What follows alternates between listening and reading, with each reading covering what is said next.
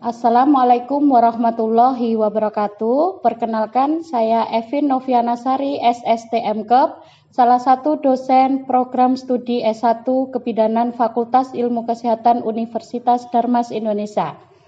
Di sini saya adalah salah satu dosen pengampu mata kuliah asuhan kebidanan nifas dan menyusui, di mana mata kuliah ini terdiri dari 3 SKS yang terdiri dari 1 SKS teori dan 2 SKS praktek. Penempatan mata kuliah asuhan kebidanan nifas dan menyusui ini berada pada semester 3. Deskripsi mata kuliah asuhan kebidanan nifas dan menyusui ini, di mana pada mata kuliah Askep Nifas ini akan membekali mahasiswa mengenai konsep dasar masa nifas, adaptasi fisik dan psikologi ibu masa nifas, pemenuhan kebutuhan dasar ibu nifas, asuhan dan kunjungan nifas, serta asuhan nifas patologi. CPL Prodi yang dibebankan pada mata kuliah asuhan kebidanan nifas dan menyusui ini, yang pertama, menghormati martabat dan hak-hak asasi perempuan termasuk menghargai perempuan sebagai makhluk biopsikososial spiritual. Yang kedua, menunjukkan sikap bertanggung jawab atas pekerjaan di bidang keahliannya secara mandiri. 3. Mampu mengambil keputusan secara tepat dan konteks dalam penyelesaian masalah di bidang keahliannya. 4. Mampu mengaplikasikan keilmuan kebidanan dalam menganalisis masalah dan memberikan petunjuk dalam memberikan alternatif pemecahan masalah. 5. Mampu mendemonstrasikan penanganan awal kegawat daruratan maternal neonatal sesuai standar mutu pelayanan yang berlaku. 5. Menguasai konsep teoritis ilmu kebidanan, manajemen asuhan kebidanan, keputusan klinis, model praktik kebidanan, dan etika profesi secara mendalam.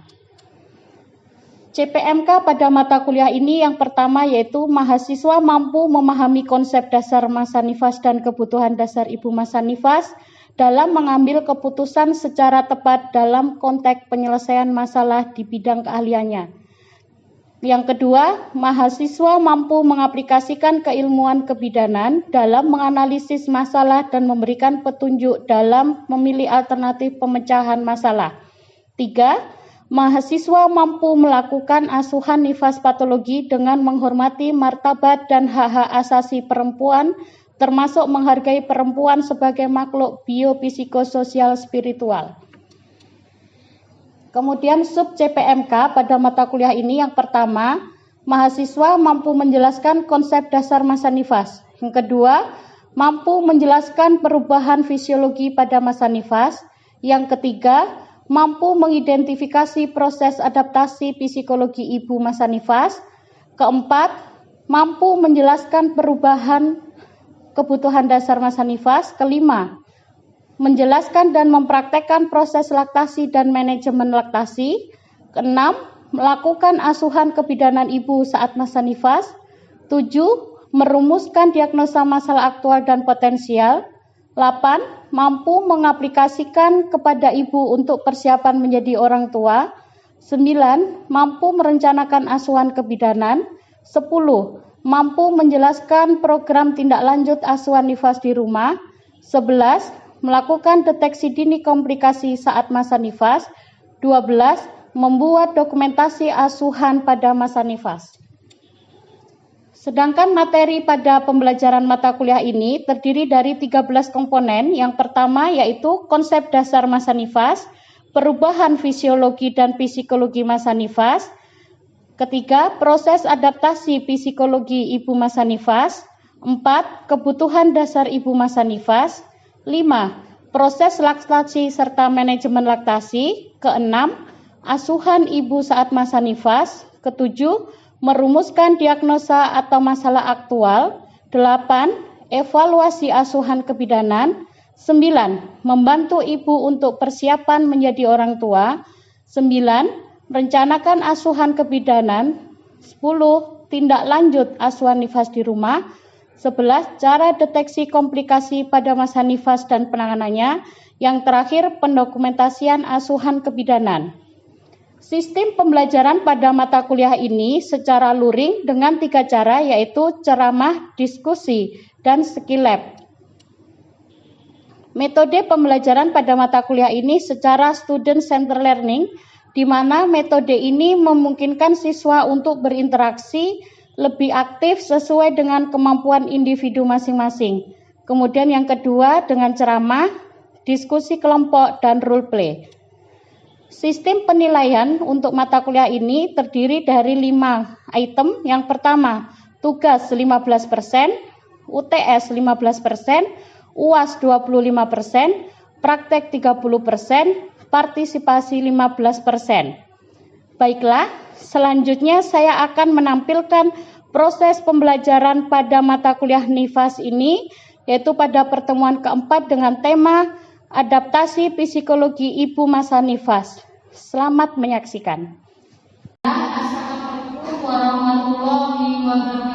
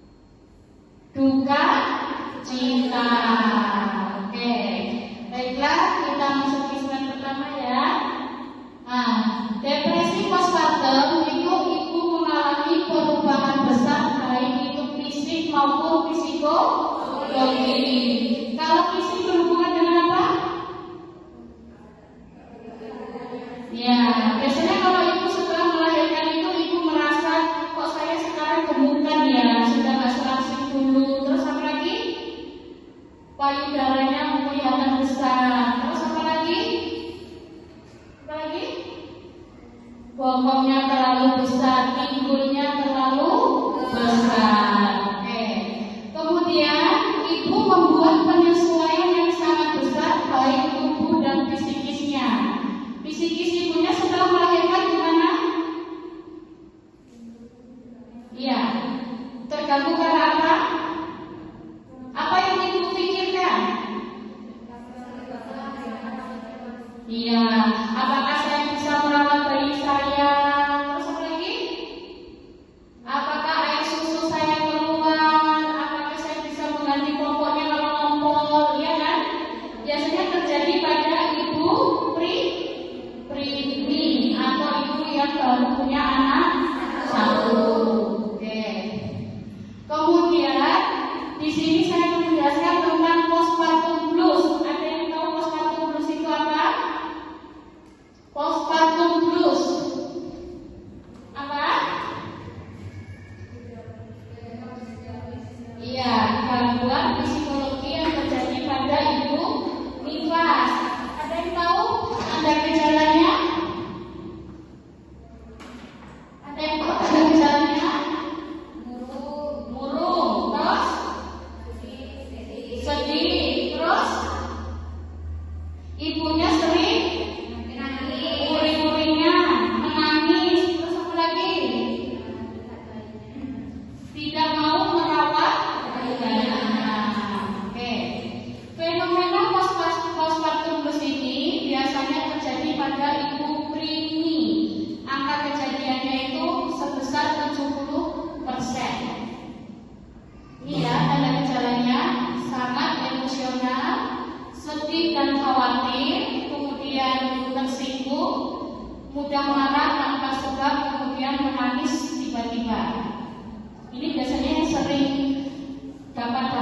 suaminya. Tiba-tiba suaminya dimarahi, suaminya didiamkan, ya.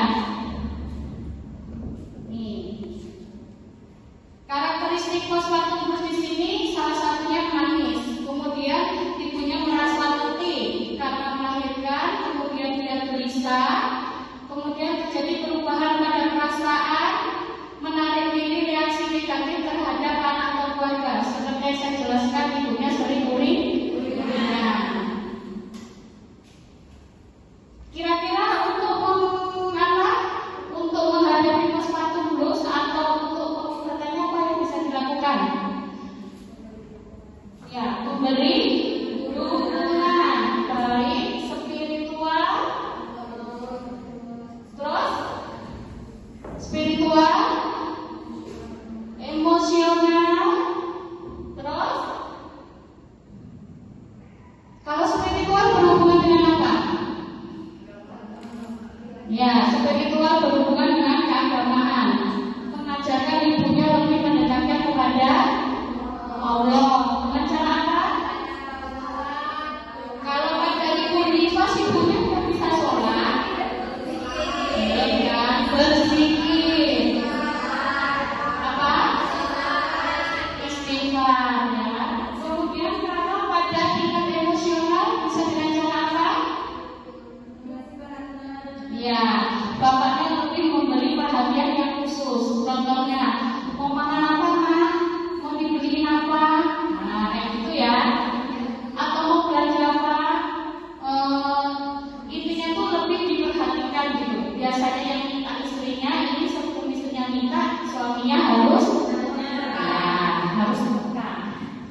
Tapi ya jangan dimanfaatkan loh ya oleh ibunya. Nanti dimanfaatkan sama ibunya. Nah, kayak gini saya minta tas branded lah. Pak, aku beliin tas, nanti mama nggak marah-marah. Jangan, ya. Oke. Kemudian, ibu yang berisiko tinggi memiliki reaksi psikologi lebih parah dari kemungkinan fasilitas adalah ibu yang sebelumnya pernah mengalami depresi atau tekanan jiwa. Misalnya nikahnya dipaksa, ya kan? Mau tidak mau dia harus memiliki keturunan dari pasangan yang tidak diinginkan. Berarti kan terpaksa. Akhirnya ibunya gangguan psikologi.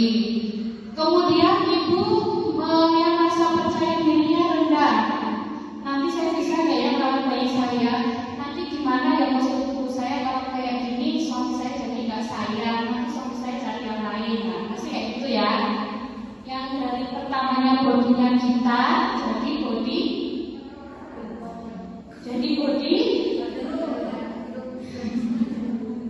jadi body drum atau drum.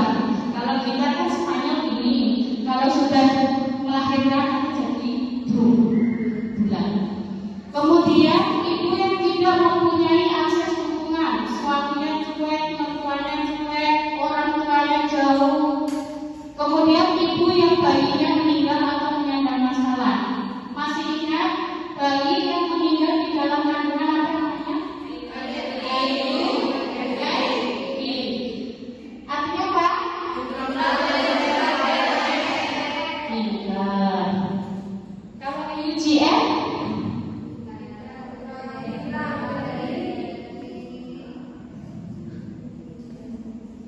Apa bedanya IUFB dengan UGM?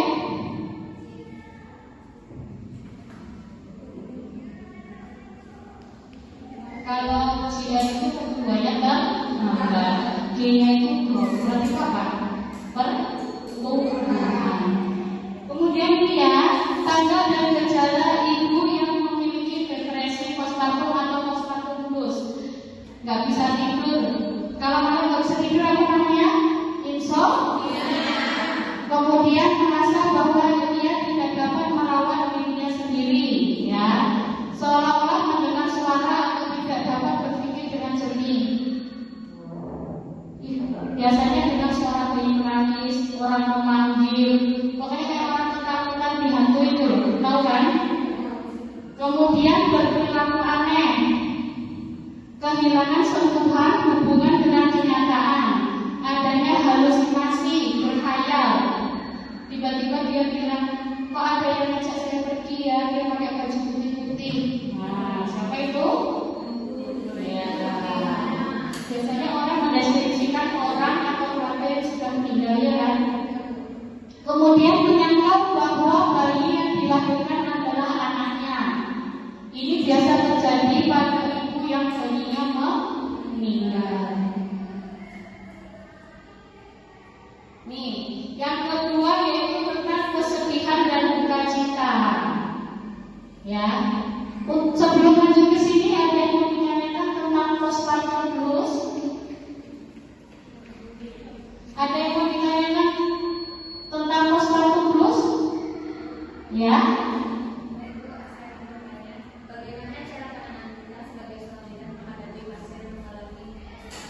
Postpartum blues, oke. Postpartum blues ya, caranya yang pertama adalah memberi dukungan. Dari siapa tadi?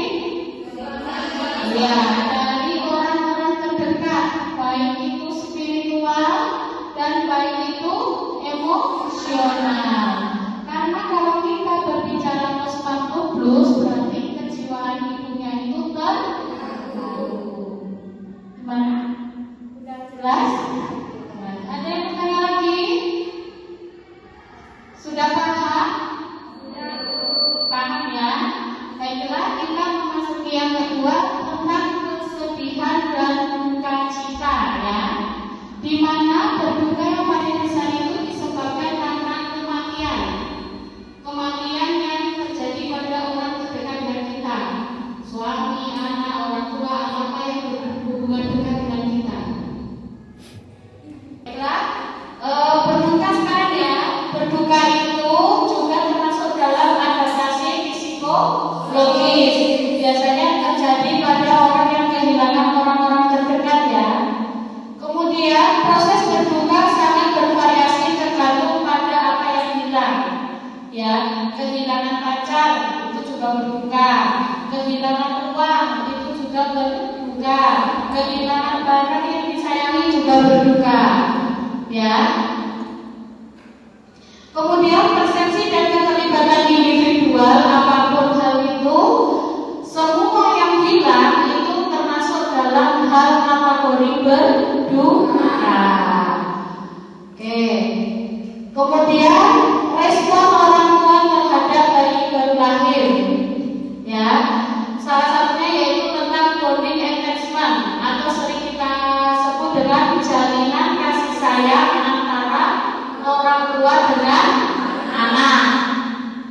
Kemudian hubungan saling terikat antara orang tua dan anak ketika pertama kali bertemu. Kira-kira kapan? Kalau ibu dengan bayinya kapan terjadinya? Saat hamil itu sudah terjadi bonding attachment, ya kan? Janin itu di dalam kandungan berapa bulan?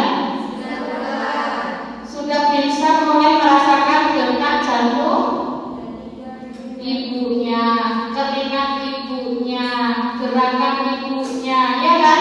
Suara ibunya. Kemudian tujuan dari attachment di sini meningkatkan proses interaksi, komunikasi dan kualitas hubungan emosional, ya. Kemudian proses awal bonding attachment ini dipengaruhi oleh cara ibu melihat bayinya, berarti dengan tatapan. Apa yang dikatakan ibunya dari apa yang dilakukan pada periode perinatal. Seperti yang saya katakan, ibu dan anak itu bondingnya sudah terjadi saat kehamilan. Kemudian faktor yang mempengaruhi respon orang tua terhadap anak. Yang pertama adalah usia ibu. Kenapa usia ibu? Ada yang tahu? Kenapa usia ibu? Kalau usianya muda gimana? Iya, semakin belum tentu. Kalau misalnya usia ibunya tua dan itu baru anak pertama, apakah sudah punya pengalaman? Ayo. Biasanya kalau usianya masih muda, ibunya lebih kreatif. aktif. Kalau usianya sudah agak lanjut, ibunya apa adanya. Kemudian kondisi sosial ekonomi. Kenapa dengan kondisi sosial ekonomi? Iya, ibu dan anak. Dari mana datangnya? Yang pertama dari apa tadi? Sentuhan, ya. Kemudian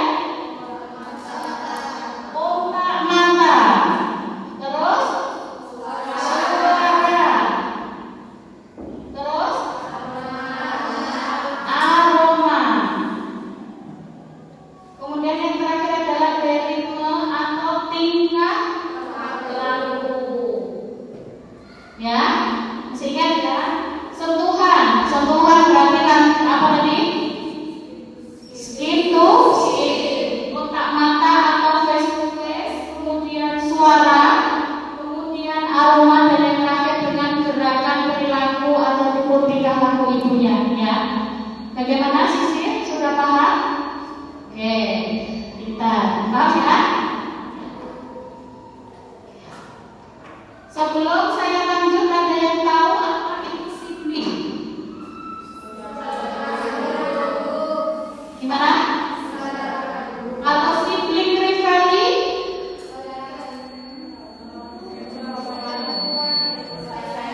Iya, kecemburuan yang terjadi pada saudara terdekat atau saudara kandung. Contohnya, misalnya kalian memiliki seorang adik, ya kan? Kalau sekarang kan kalian sudah besar kan paham. Kalau misalnya masih kecil punya adik, apa yang terjadi? Iya, satu. Yang kedua, kakaknya merasa tidak diperhatikan, apa-apa adiknya, ya enggak? Nah, itulah yang membuat terjadinya sibling rivalry, kecemburuan atas hadirnya anggota baru. Ada yang pernah merasakan sibling rivalry? Hah? Ada? Sudah besar ini enggak? Tapi kalau kecemburuan karena pacarnya punya pacar lagi, itu sibling rivalry bukan? Nah, ya. Kalau ini terjadi pada anggota terdekat atau saudara kandung. Oke, paham ya?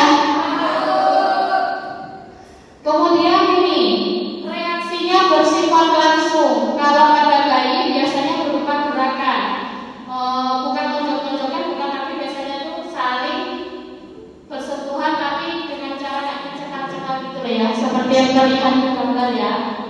Nah, kemudian yang bersifat tidak langsung, misalnya si kakak ini karena merasa tak diperhatikan, dengan cara apa ya, mama itu biar dekat sama saya lagi. Nah, mama saya ngumpul, kadang dia sudah bisa buka celana sendiri, bisa pipis kamar mandi, ya kan? Karena dia merasa ingin diperhatikan, dia mencari cara. Kemudian pura-pura sakit, ya. Kemudian menangis. Pokoknya yang membuat sesuatu agar orang tuanya itu memperhatikan dia secara lebih. Ya, kan kalau misalnya ada adiknya, bentar ya nak, adiknya nangis, bentar ya, susu sampai dulu, ya kan? Jadi dia merasa di nomor 2. Oke. Nih faktor penyebabnya. Orang tua yang membagi perhatiannya, mengidolakan anak tertentu, makanya tidak boleh membandingkan antara si kakak dan si adik. Jadi kalau misalnya si kakak ini bodoh, tengok adiknya lo pintar, nah itu nggak boleh ya. Jadi kalau pintar semua, ya. Karena apapun yang terjadi, mereka adalah anak kita. Tahu anaknya pintar atau bodoh? Pintar kan? Kemudian temperamen anak itu sendiri. Temperamen itu terjadi karena apa? Pembagian kasih sayang yang kurang, sehingga yang merasa dikurangkan ini dia memiliki temperamen yang, tahu temperamen? Temperamen itu berhubungan dengan psikologi. Jadi anaknya lebih suka menangis, lebih suka marah-marah, bicaranya kasar, nah, ya. Kemudian jarak kelahiran yang terlalu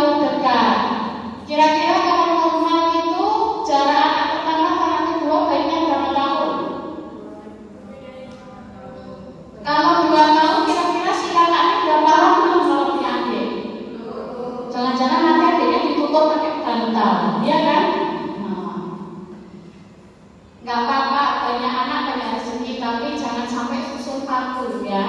Kalau susun paku nanti bahaya.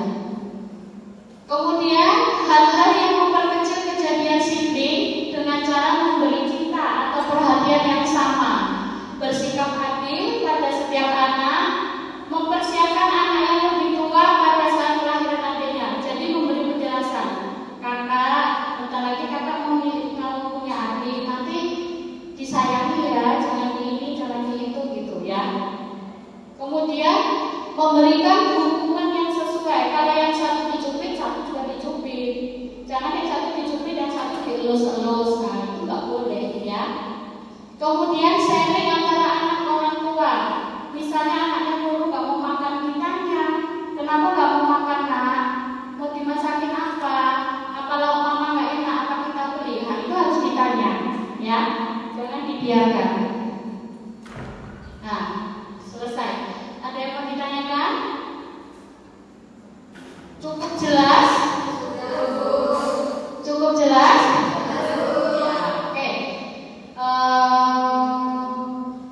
Kalau tidak ada yang ditanyakan, untuk pertemuan minggu depan, Ibu minta kalian membaca pertemuan yang kelima ya, tentang persiapan Ibu pulang ke rumah setelah dari tempat kesehatan ya. Oke, kalau nggak ada yang ditanyakan, silakan keluarkan satu kertas. Ya, keluarkan satu kertas ya.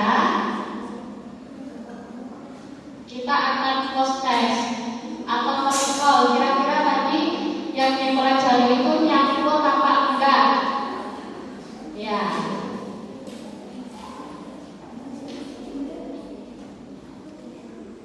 Sudah?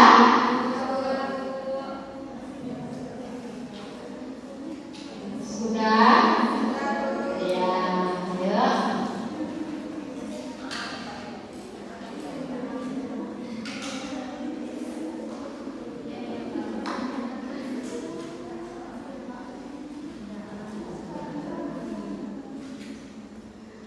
Ayo, sudah ya? Keluarkan pena. Coba jelaskan perbedaan antara postpartum bonding attachment dan sibling rivalry ya. Silakan ditulis di kertas. Nanti setelah perkuliahan ini berakhir dikumpul ya. Ya. Tidak ada yang ditanyakan lagi? Kalau tidak ada yang ditanyakan, cukup sekian. Semoga apa yang kalian dapat pada pagi hari ini dapat bermanfaat di kemudian hari. Kurang dan lebihnya saya mohon maaf. Wabillahi taufiq wal hidayah. Wassalamualaikum warahmatullahi wabarakatuh.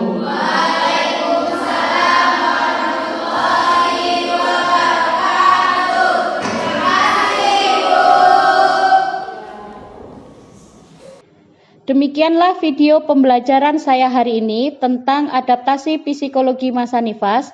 Harapannya mahasiswa bisa memberikan pelayanan secara komprehensif sesuai dengan standar pelayanan kebidanan. Semoga pelajaran pada hari ini bermanfaat bagi mahasiswa, terkhususnya program studi kebidanan. Di kemudian hari, harapannya menjadi bidan yang profesional, disiplin, dan mandiri. Saya akhiri, wabillahi taufiq wal hidayah. Wassalamualaikum warahmatullahi wabarakatuh.